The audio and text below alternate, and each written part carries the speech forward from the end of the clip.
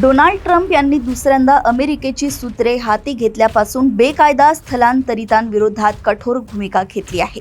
यापूर्वी लाखो बेकायदा स्थलांतरितांना अमेरिकेतून त्यांच्या मायदेशी पाठवण्यात आल्यानंतर आता आणखी अशा स्थलांतरितांची अमेरिकेच्या विविध राज्यांमध्ये शोध मोहीम सुरू आहे। अमेरिकन प्रशासनाच्या या कारवाईच्या विरोधात लॉस एंजेलिसमध्ये लाखो लोक रस्त्यावर उतरून आंदोलन करतायत। लॉस एंजेलिसमधील या आंदोलकांना रोखण्यासाठी डोनाल्ड ट्रम्प यांनी गव्हर्नरच्या संमतीशिवाय नॅशनल गार्ड्स तैनात केले होते। नॅशनल गार्ड्स तैनात झाल्यानंतर तेथील परिस्थिती आणखी चिघळली असून आंदोलकही आक्रमक झाले आहेत। काल या स्थलांतर विरोधी कारवाईच्या आंदोलकांनी मोठ्या प्रमाणात जाळपोळ केल्याचे व्हिडिओ सोशल मीडियावर व्हायरल झाले होते। कॅलिफोर्नियाचे गव्हर्नर गॅविन न्यूसम यांनी ट्रम्प प्रशासनाला नॅशनल गार्ड्सच्या तैनातीचा आदेश मागे घेण्याची विनंती केली।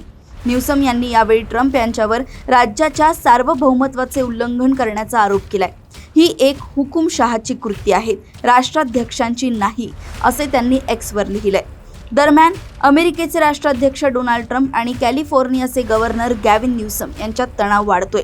याचबरोबर त्यांच्या गॅविन न्यूसम भूमिकेवरून ट्रम्प त्यांच्यावर टीकाही करतायत। लॉस एंजेलिसमधील अशांतता हाताळता न आल्याबद्दल कॅलिफोर्नियाचे गव्हर्नर गॅविन न्यूसम यांना अटक करावी असे डोनाल्ड ट्रम्प यांनी सोमवारी सुचवले होते।